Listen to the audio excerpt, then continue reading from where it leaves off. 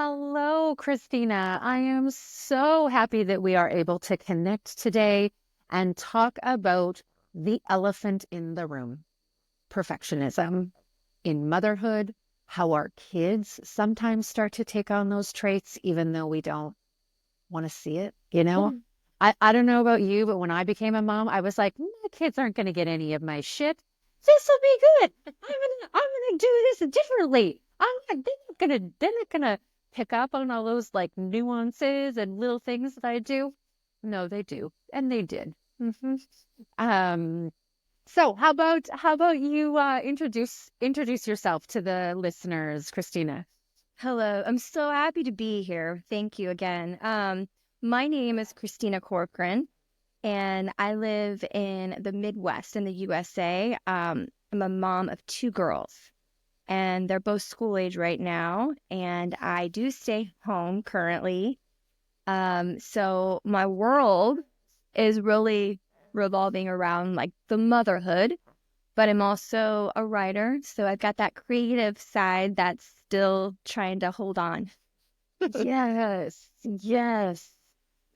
Tell me, tell me about the landscape of your motherhood.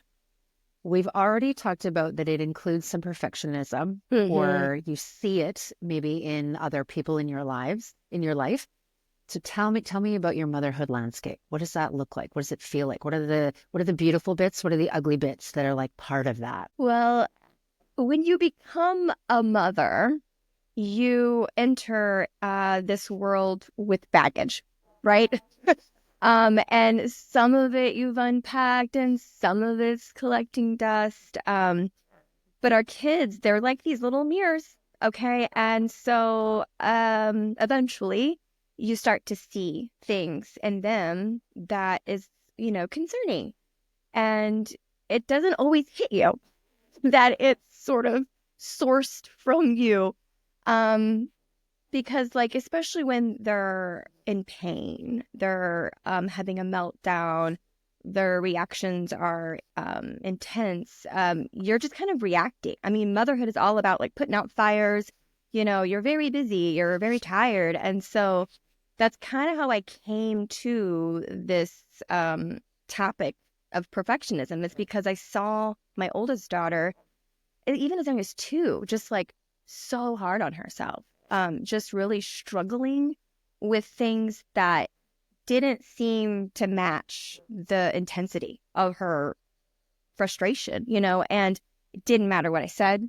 I mean, I tried so many things. Growth mindset. I was rewarding her with praising. I was praising her with her process, and tried not to focus on like, oh, that's so pretty and you did such a great job. I was like, oh, I love, how hard you're working at that, and oh, you're being so creative with your choices of colors, and those things were great. But there was still this wall I couldn't break through, and it was so hopeless. Really, it was like I don't know what to do.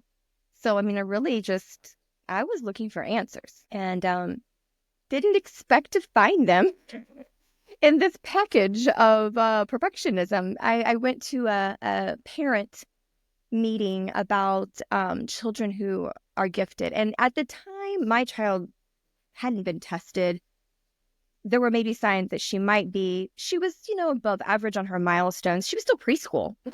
But I went to this meeting and the woman was presenting about perfectionism and everything just hit. I Mm. was checking all of these boxes for her, for me. I brought the information home. My husband, which I had never thought of as having this trait, was like, oh my gosh, that sounds like me. Oh, I'm so hard on myself. And oh, yeah, I definitely procrastinate. And so that was like our awakening.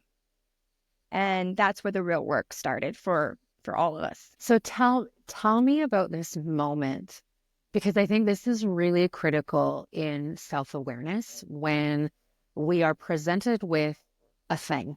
This like information is coming at you, and not only are you checking off the boxes, in a perfectionist cycle, this could very much turn inwards. This could very much turn into a shame response and be like, I'm never speaking about this to anybody ever. This is so uncomfortable. I cannot tolerate it. I can't even imagine that this has come from me. And now I'm here for my child and I'm checking off all of the boxes for her. Like, how did we get here? I'm just going to like close everything down and never talk about this again. Right. So take me back to this moment in this meeting. Can you remember anything about like the way your body felt or the thoughts that you were having or this like this awakening as it was unfolding? I do remember, because you don't get a lot of moments like that in life where something is just profoundly slapping you in the face. Like, the evidence is a little hard to deny.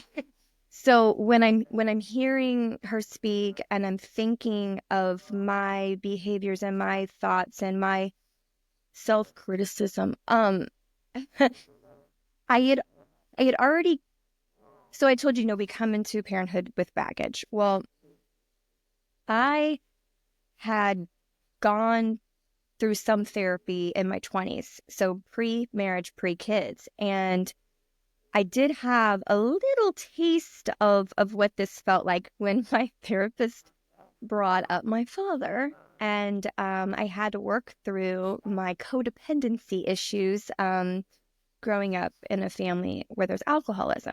So I already had that foundation, and I was already a little aware of some of the things that were going on with me. But again, you get so busy as a parent. You really kind of set aside that time. And honestly, even just back when I went to therapy, that I'm going to date myself, but I mean, we're talking probably about 2005. I mean, this was pre better health apps on your phone. This was pre celebrities openly talking about their mental health journeys. So, I had done some work, but I wasn't finished. I mean, are we ever finished, right? But I was moving on and I was doing my life. And so when this moment happened, I thought, okay, I don't like this feeling. I felt that my body kind of clenching. I felt like my skin kind of crawling. I'm getting it again, actually, just about it, because it's uncomfortable. And the easy thing to do is just be like, I'm doing my best, and just kind of push through and keep operating in the same way. But because I was already determined to break that cycle of the alcoholism and the codependency, I felt like, well, this is another cycle. And so I just decided, like, I'm going to look into this. And really, I was still focused on her. I was actually still way more focused on her. How can I help her? What tools are there out there? What things can I do and say? I found some, but eventually I realized within my research, because I started to dig pretty deep, it really had to come from me. I mean, because I'm setting the example. I'm modeling these behaviors and these thoughts and these reactions and the things that I'm saying and the way that my body is responding. They're picking up on that. And and then of course having a spouse who's also got his own similar tendencies, I thought, oh my gosh, like, is she doomed? Like, it felt really overwhelming. But it was a process, and I'm still there. I'm still in that process. Oh, I'm hearing so much like soft, brutal honesty in your story, right? Like there's like this, I'm seeing it in her, but I know that I'm also built that way. And I also acknowledge that like my partner is built this way. And I think something really key that you said is I was still so focused on her. And that's not wrong, right? Because I have also been there. My child has a sensory processing disorder and ADHD, and we are considering some giftedness. And for a lot of years, I was focused on the tools for him, the tools that he needed. How was I teaching him to navigate his own system, his own things. And that was really valuable. I think as parents, we also got a lot of information from that. And it highlighted a lot of our own things like, well, how would he know to react in that way? For sure, there's some nurture versus nature conversation happening, but it was like, oh no, I feel that way too. It just might not come out of my body in the same way, Yeah. or I might not talk about it with the same words that he's using to talk about his struggles, but it's very similar. And so we were really heavy on the tools for him, the support for him. And then we kind of reached this limit where he was coming back from some of the therapy or the OT or whatever and saying like, I already know all this stuff. Like they're not teaching me anything that you haven't already taught me. I was like, really good awareness, because he does know it. It's the modeling at home that he needs to see, right? He needs to see, witness feeling the feelings. He needs to witness the words of, I'm feeling overwhelmed and I need a minute. Or like, I'm about to go over the edge and I am feeling like really unsafe in my own body. And I need to be able to remove myself. And these are the things that I might do to get back online. Right.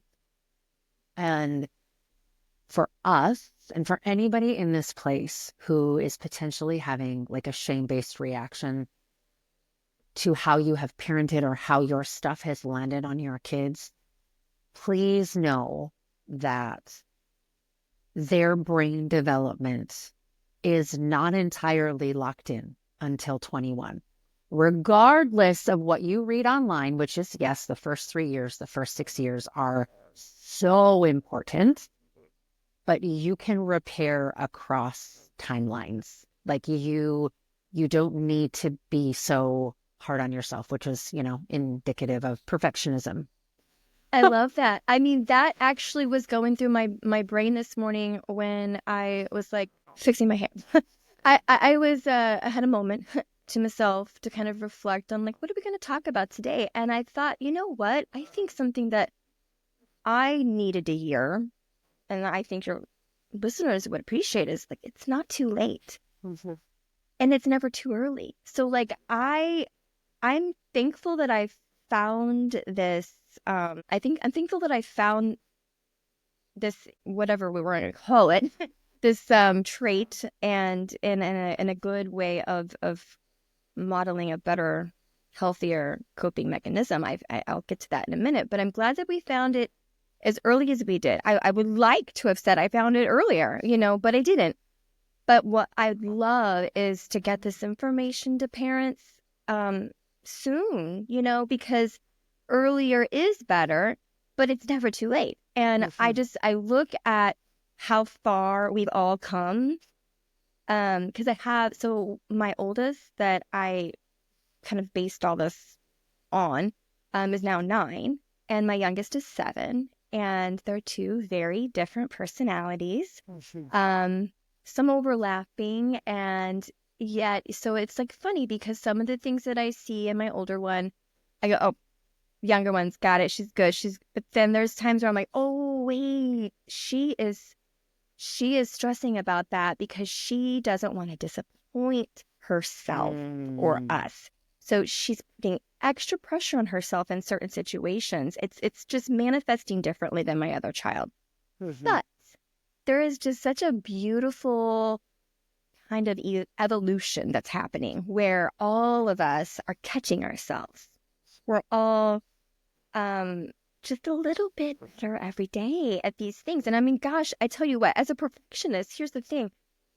You are hard on yourself, right? And so, but you want to do everything perfect. And so to mess up and to yell or to forget that today was late start day, like those things are hard to let go, right? We start to ruminate on them and we compare ourselves to other parents.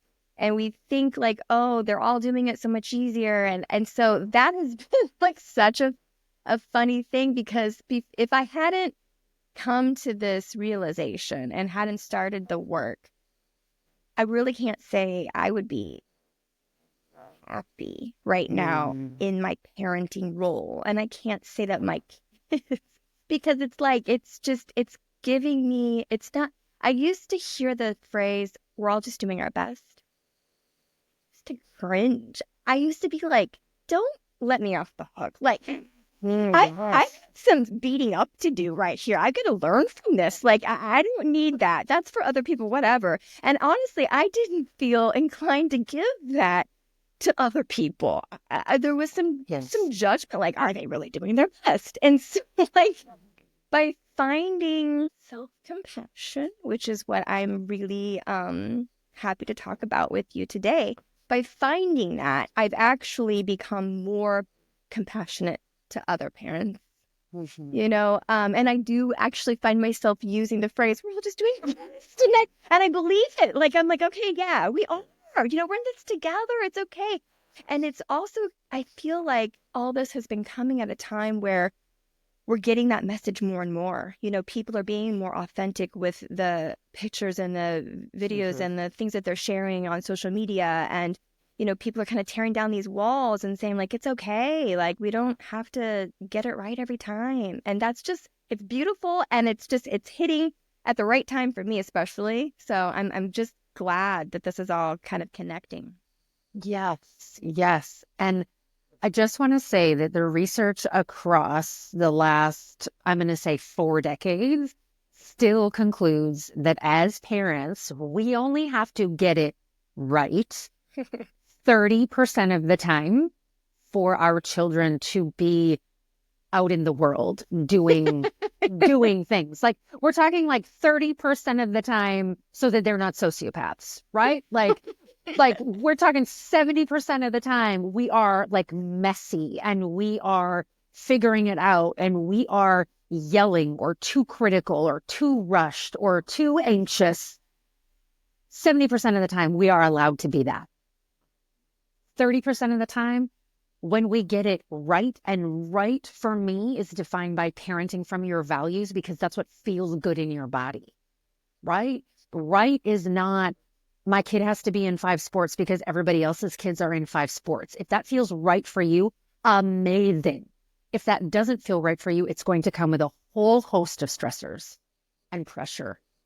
And so 30%, 30% of the time. And with that, little segue into self-compassion.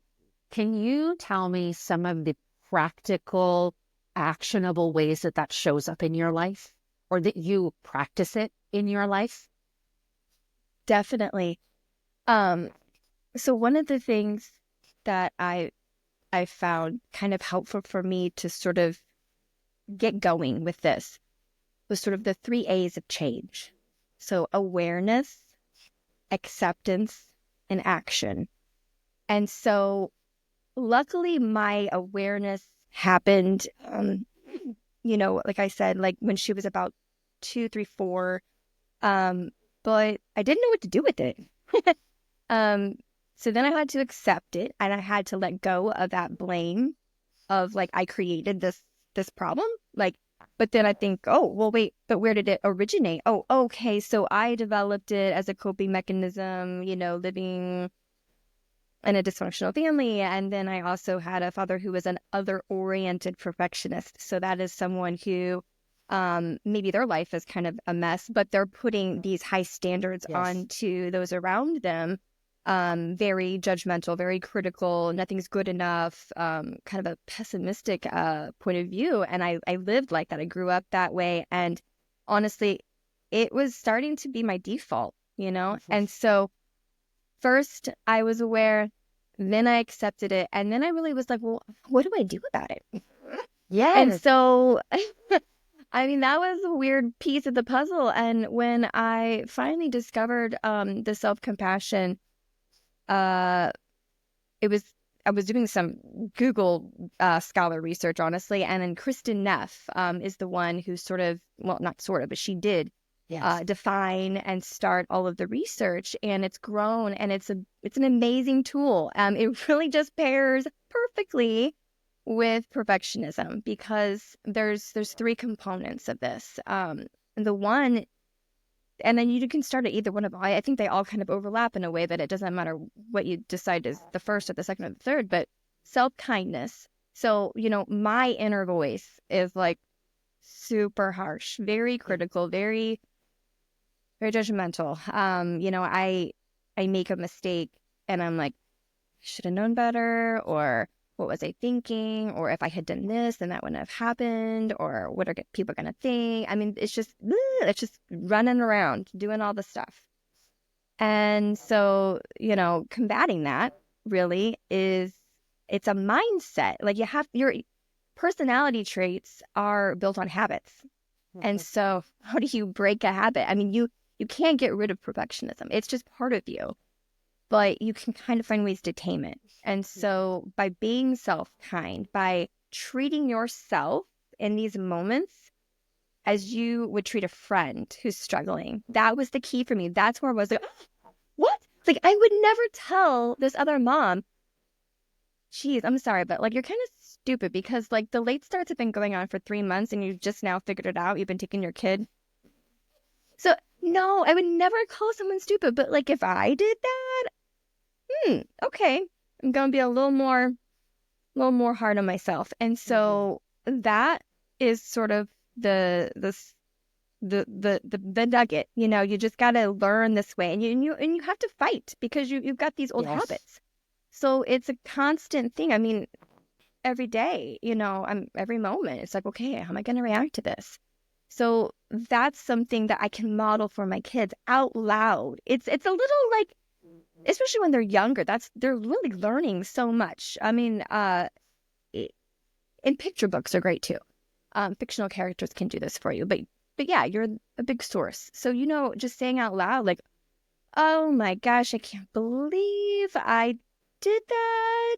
So you're acknowledging. So then you move on to this other element where it's like you don't want to suppress. Okay, you don't want to ignore or deny this frustration or this feeling because that's just making it bigger. It's growing. Okay. And so it's like, okay, I did this thing. Oh, I don't like this feeling. But kind of, giving yourself a moment, breathing through it and looking forward and saying like, okay, well, you know what? I'm not the only one who's done this. And then that's that third element, common humanity. We tend to get trapped and over identify with these mistakes and these faults and these flaws and think that we're the only ones, and it's just not true. And so all of these things, like I said, they're just kind of all swirling together. And by practicing this with your kids, it's just so simple sometimes. Like I'm thinking back even just to breakfast. My youngest one's a little bit clumsy. And so, she spills the milk. I mean, the whole don't cry over spilled milk, right? Right. Yeah. But in my old days, um, I would see that as not so much as like a flaw of hers for being clumsy, but like now I have this mess to clean up and I don't have time for this mess.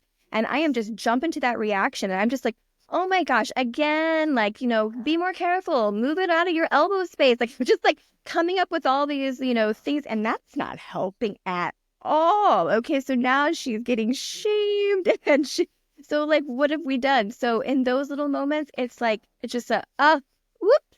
Okay. Yeah. Let's clean that up. And, maybe next time, what do you think you could, oh yeah, move it away. And so it's just like letting them be easy on themselves, but me also being easy on them.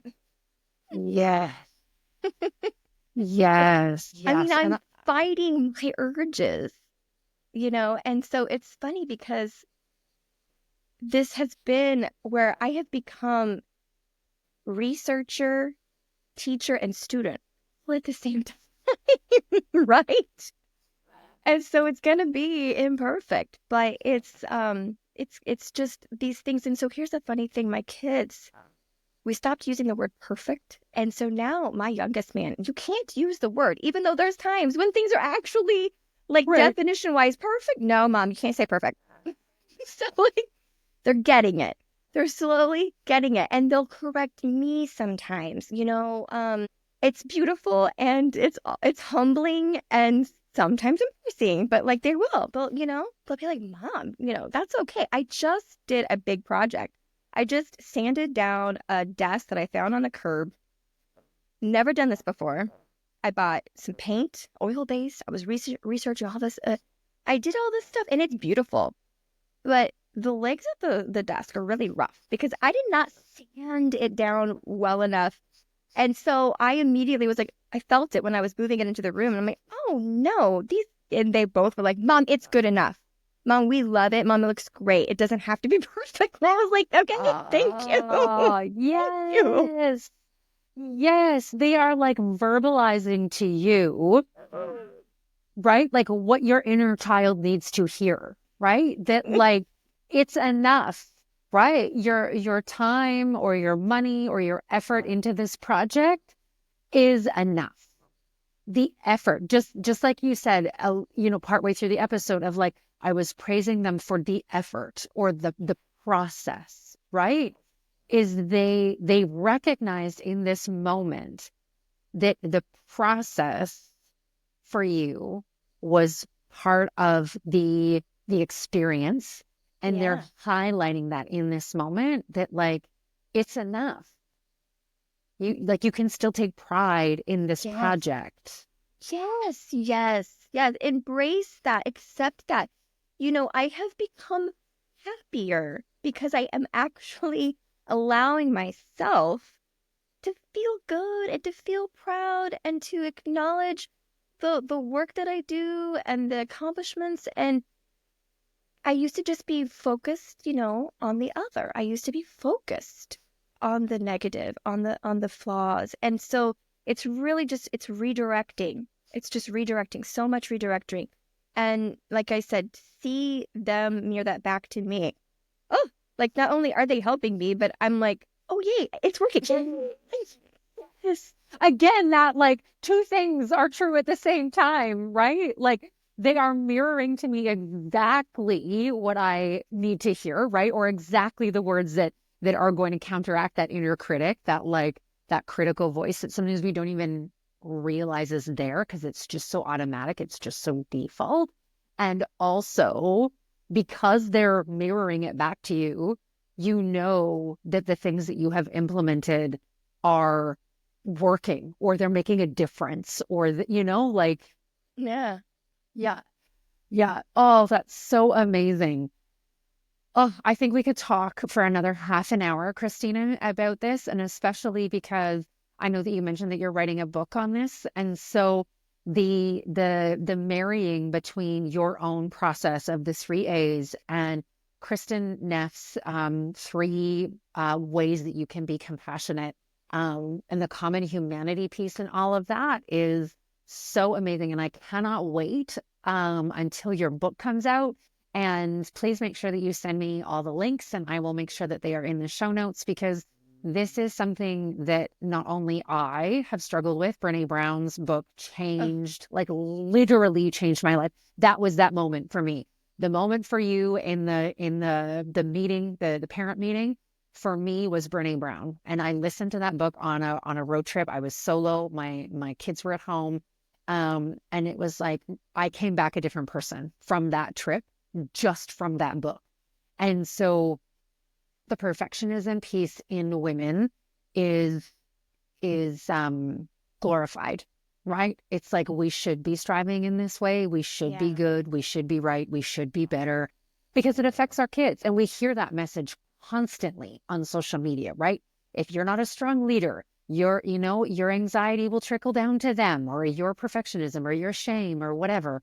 And so we're kind of taught and socialized to strive for it, to strive for goodness and rightness and deal with all your demons so that they don't project onto them if you have children.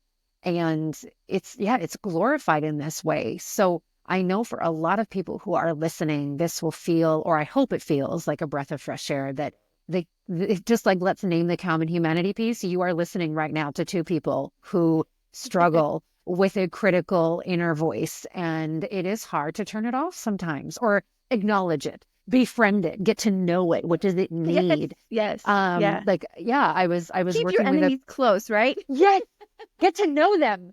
Um, I was working with a client actually through Kristen Neff's process. And instead of treating um talking to herself like a friend, we rephrased it to how would you talk to your child in this exact moment? If they made a mistake, if they, whatever the situation is, how would you respond to your child? Because that, I give my kids so much more grace than I give myself. I'm constantly like, people make mistakes, man. Like, it's okay. Yeah, sure. You were at recess and you got a hole in your pants. Big, whatever, big deal. Like, it's, I give them so much more grace, so much more patience for those mistakes or those missteps or those, it felt really good at the time to punch your brother. Yeah, it did. It felt really good to punch him at that moment. You really wholeheartedly, that was a good choice for you, right? After the fact, not so good. And so, Right. let's talk about it because what's going on? Is it sensory? Is it overwhelmed? Whatever. Um, so the common humanity piece is that you are listening right now to two people who have acknowledged perfectionism as part of the landscape of motherhood, which has all of its own little tentacles and other things as well. Um, that you are not alone. You don't have to go through it alone.